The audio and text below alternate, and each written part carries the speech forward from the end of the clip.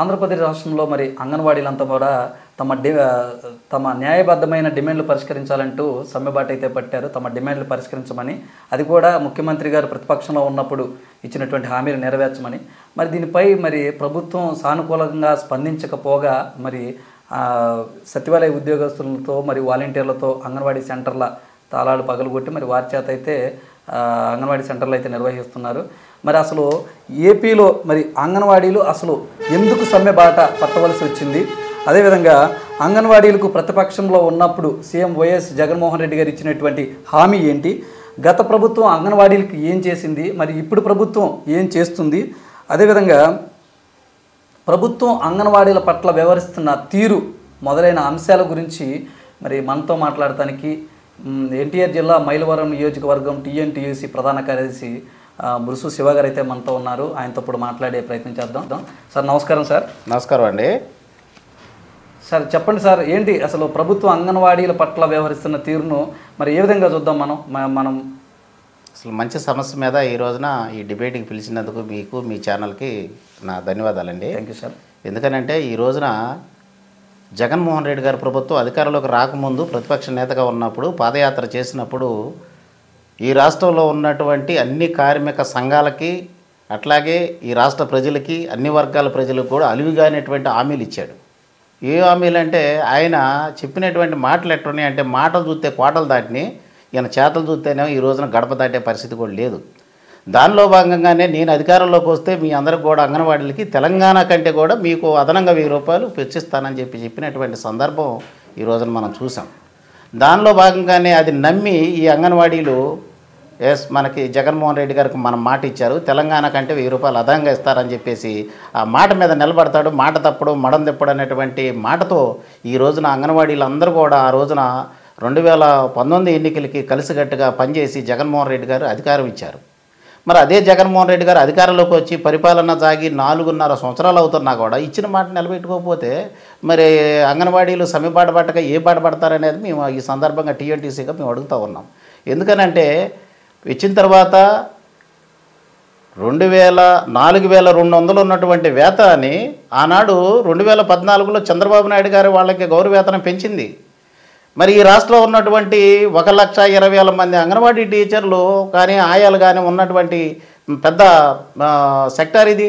ఆ సెక్టార్ని మీరు ఓన్ చేసుకొని ఆ రోజున చెప్పడం మూలన మీ అందరూ కూడా అన్నదండలుగా నిలబడి కరోనా టైంలో కానీ లేకపోతే అనేక సమస్యల మీద కానీ ఎలక్షన్ టైంలో కానీ మీకు అండదండలుగా నిలబడి మీకు ఓటేసి నమ్మించి మోసం చేస్తే మీరు నమ్మించి మోసం చేశారు. ఇది అంగన్వాడీలు జీర్ణించుకునేటువంటి పరిస్థితి. అందుకనే ఈ రోజున అంగన్వాడీలు అందరూ కూడా చంద్రబాబు నాయుడు గారు ఉన్నప్పుడు పెంచారు తప్ప అది 2014లో పెంచారు. అట్లాగే 2019 ఎన్నికల కంటే ముందు కూడా వెళ్ళేటప్పుడు కూడా చంద్రబాబు నాయుడు గారు పెంచినటువంటి వేతనం తప్ప ఆ మొత్తం వచ్చేటటువంటిది ఈ జగన్మోహన్ రెడ్డి గారు వచ్చిన తర్వాత 1,000 రూపాయలు మాత్రం పెంచారు. ఈ రోజున తెలంగాణలో 13,500 రూపాయల వేతనం ఉంది ప్రజెంటు. దానికి దీనికి మన ఏపీ ప్రభుత్వానికి ఇచ్చేటటువంటి వేతనానికి దానికి చూసుకుంటే 2,000 రూపాయలు తేడా కనపడుతుంది. మరి జగన్మోహన్ రెడ్డి గారు ఎన్నికల ముందు నేను తెలంగాణ కంటే 1000 రూపాయలు అదనంగా మీకు ఇస్తానని చెప్పారు కదా. దానిలో భాగంగానే ఈ రోజున అంగన్వాడీలు అడుగుతుంది. అంతేకాని వాళ్ళేం గొంతెమ్మ కోరికలు ఏం కోరట్లేదు కదా. ఈ రోజున నిత్యావసర వస్తువుల ధరలు పెరిగిపోయినాయి, కరెంటు ఛార్జీలు పెరిగిపోయినాయి, బస్ ఛార్జీలు పెరిగిపోయినాయి, పిల్లల్ని చదివించుకోవడానికి విద్యా ఖర్చులు పెరిగిపోయినాయి, ఏదన్నా కానీ అనారోగ్యం బాగకపోతే వైద్య ఖర్చులు పెరిగిపోయినాయి. వీటన్నిటిని కూడా చూసుకుంటే ఇచ్చేటటువంటి వేతనం ఈ రోజున మన వాళ్ళకి అంగన్వాడీలకు వచ్చేటటువంటి వేతనం ఎంత అంటే 11,500 రూపాయలు. 11,500 రూపాయలతో ఆయే వచ్చి 7,000 రూపాయలతో ఎట్లా బతుకుతారని చెప్పి మనం ఒకసారి అర్థం చేసుకోవాలి. దాంట్లోనే సరుకులు కూడా తెచ్చుకున్న మొత్తం అన్ని తెచ్చుకోవాల్సినటువంటి పరిస్థితి. అంగన్వాడీ సెంటర్ మొత్తం అంతా ఆ డబ్బులతో మెయింటైన్ చేయాలి. ముందుగా వాళ్ళకి ఏమన్నా డబ్బులు ఏమైనా ఇస్తున్నారంటే డబ్బులు కూడా ఇట్లేదు. మీరు మొత్తం గ్యాస్ బండ దగ్గర నుంచి వాళ్ళ కూరగాయలు కానీ ఉప్పు కానీ పప్పు కానీ మొత్తం పిల్లలకి అందరికి వండి పెట్టాలంటే ముందు వాళ్ళ సరుకులు తీసుకొచ్చి వండి పెట్టి వాళ్ళకి ఇచ్చిన తర్వాత బిల్లు పెడితే మళ్ళీ లాస్ట్లో ఇస్తున్నారు తప్ప ముందుగా వాళ్ళకి ఎక్కడ బడ్జెట్లో మీరు ఎక్కడ ఇవ్వట్లేదు ముందుగా. దానివల్ల వాళ్ళు చాలామంది ఇబ్బంది పడుతూ ఉన్నారు. కొన్ని చోట్ల అయితే కనీసం పిల్లలు కూర్చోవడానికి సెంటర్లు కూడా లేక వాళ్ళ సొంతంగా డబ్బులు ఖర్చు పెట్టుకొని అద్దెలకు తీసుకొని ఇల్లు అద్దెకి తీసుకుంటే ఆ అద్దె సెంటర్లోనే నడుపుతున్నారు తప్ప దానికి కూడా సకాలంగా డబ్బులు ఇవ్వకపోతే వాళ్ళు చాలా ఇబ్బందులు పడుతున్నారు. ఆ ఇంటి ఓనరు అద్దెగా కట్టమని చెప్పి వాళ్ళు ఇబ్బందులు పెడతా ఉంటే దాన్ని కూడా తట్టుకొని లప్పో సప్పో తీసుకొచ్చి ఈ రోజున అంగన్వాడీ సెంటర్లను కొనసాగించినటువంటి పరిస్థితి. అంగన్వాడీ సెంటర్లు కూడా ఈ జగన్మోహన్ రెడ్డి గారు వచ్చిన తర్వాత ఒక్క సెంటర్ అంటే ఒకటి నిర్మించారని చెప్పి ఈ సందర్భంగా టీఎన్టీసీకి మేము అడుగుతున్నాం. చంద్రబాబు నాయుడు గారు ఆ రోజున 8,300 138 సెంటర్లని తెలుగుదేశం ప్రభుత్వంలో చంద్రబాబు నాయుడు గారి నాయకత్వంలో కట్టిన సెంటర్లే తప్ప ఈ జగన్మోహన్ రెడ్డి గారు ఎక్కడైనా కట్టారని చెప్పి సందర్భంగా టీఎన్టీసీగా మేము అడుగుతున్నాం. అందుకని వాళ్ళకి డబ్బులు ఇవ్వలేరు.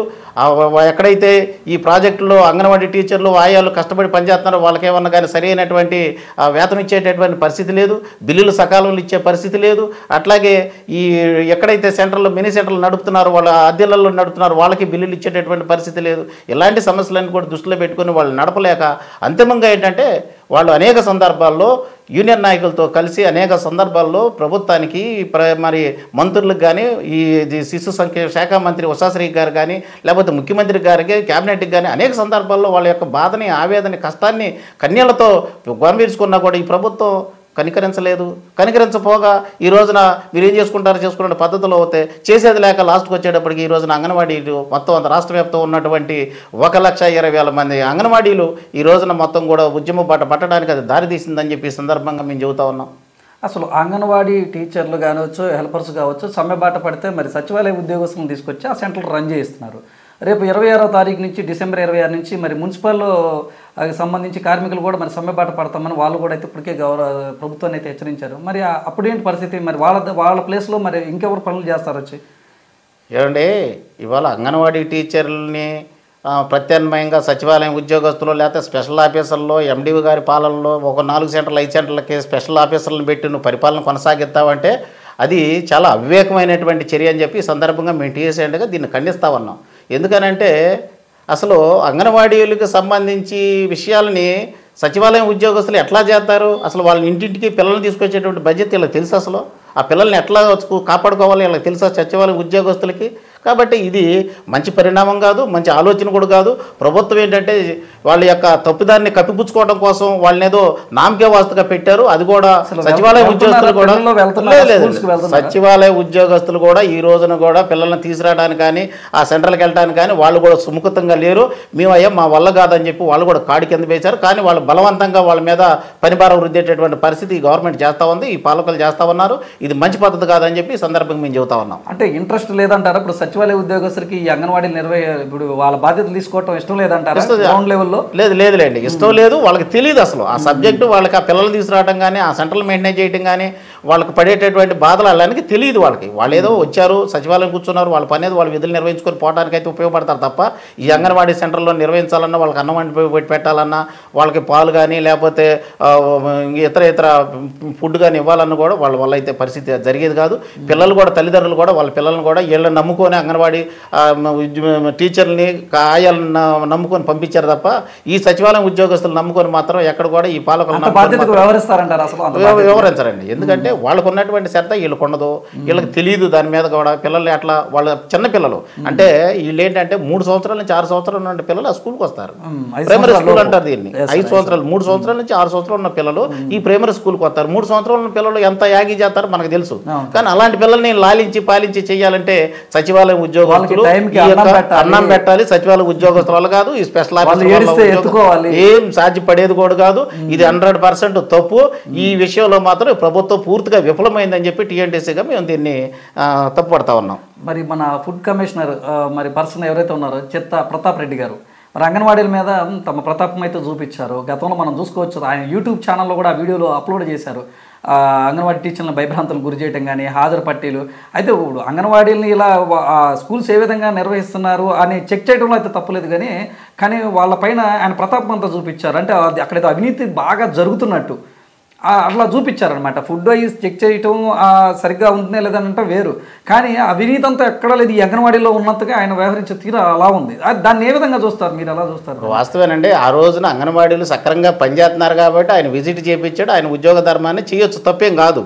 కానీ ఆయన చేసినటువంటి పనిలో ఆ రోజున ఉన్నటువంటి చిత్తశుద్ధి ఈ రోజున ఏమైపోయింది? ఈ రోజున సమ్మె 13 రోజులు అవుతుంది. వీళ్ళు వెళ్ళి ఈ సమ్మెలో మరి ఆ పిల్లలకి మెనూ పెడుతున్నారా, పెట్టట్లేదా, క్వాంటిటీగా అత్త కూడా సక్రంగా అందుతున్నాయా అన్నట్లేదా, చిక్కీ కానీ పాలు కానీ బలమృతం కానీ ఎన్ని అందుతాయి అందట్లేదా, గర్భిణీలు ఈ రోజున చిన్నపిల్లలు గర్భిణీలు బాలింతలు పౌష్టికార అందక చాలామంది ఇబ్బంది పడుతూ ఉన్నారు. మరి వీటన్నిటి కూడా సమీక్ష ఆయన కూడా చేయాలిగా. నిజంగా ఆయనకి చిత్తశుద్ధి ఉంటే ఈ పాలన మీద ప్రభుత్వం మీద చిత్తశుద్ధి ఉండి నేను ఒక అధికారిని, ఈ ఆంధ్రప్రదేశ్ ఫుడ్ కార్పొరేషన్ చైర్మన్ నేనని చెప్పి చిత్తశుద్ధి ఉంటే ఆ రోజు ఉన్నటువంటి చిత్తశుద్ధి ఈ రోజు ఏమైపోయిందని చెప్పి ఈ సందర్భంగా టీఎన్టీసీకి మేము అడుగుతూ ఉన్నాం. అందుకని దీని మీద వెంటనే ఆయన స్పందించి అసలు అంగన్వాడీ స్కూళ్ళు సక్రమంగా జరుగుతున్నాయా జరగట్లేదా దాని మీద కూడా ఒక నివేదిక కూడా ఇవ్వాలని చెప్పి సందర్భంగా మేము అడుగుతా ఉన్నాం. మరి ప్రజల్లో అలాగే ప్రతిపక్షాలు ఆరోపిస్తున్నట్లు మరి ఇది దాన్ని ఏమంటారు, మొండిగా వెళ్ళటం అంటే అంగన్వాడీ విషయంలో మొండిగా వివరిస్తున్నారంటారా జగన్మోహన్ రెడ్డి గారు, లేకపోతే సమస్య తన పరిధిలో లేదని కొంతమంది మంత్రులు ఇప్పటికే మాట్లాడుతున్నారు. ఇది మా పరిధిలోది కాదు, మేము పరిష్కరిస్తాం ఇప్పుడే కాదు, ఇప్పుడు ఎలక్షన్ అవనండి, ఎలక్షన్ ముందు అది సాధ్యం కాదని కొంతమంది మంత్రులు మాట్లాడుతున్నారు. దీనిపైన అది ఎలా చూస్తారు, దీన్ని ఎలా చూస్తారు? అంటే అప్పుడు ఆల్రెడీ ఎన్నికల ముందే ఇచ్చిన హామీను ఎన్నికలు ఉపయోగించుకొని ఈ అంగన్వాడీలు, ఆశా కార్యకర్తలు, మధ్యాహ్న భోజన కార్మికులు, భవన నిర్మాణ కార్మికులు, కాంట్రాక్ట్ కార్మికులు, అవుట్సోర్సింగ్ కార్మికులు, విద్యుత్ రంగంలో ఉన్నటువంటి కార్మికులు, ఈ రాష్ట్రంలో ఉన్నటువంటి ఎంతమంది అయితే కార్మిక వర్గం ఉన్నారో అంత కార్మికులు కూడా నమ్మించి మోసం చేసి నట్టేట ముంచినటువంటి ప్రభుత్వం ఏదన్నా ఉంటే జగన్మోహన్ రెడ్డి గారి ప్రభుత్వం, వైసీపీ ప్రభుత్వం. అందుకని ఆ ప్రభుత్వానికి ఇప్పుడు చెమరగీత పడటానికి ఈయన పరిధిలో ఉంది. నమ్మించి మోసం చేశాడు అనేది ఇప్పుడు జనానికి అర్థమైంది, కార్మిక వర్గానికి. అందుకని జగన్మోహన్ రెడ్డి గారిని ఇంకా నమ్మే పరిస్థితులు లేరు ఈ రాష్ట్ర ప్రజలు కానీ కార్మిక వర్గం కానీ.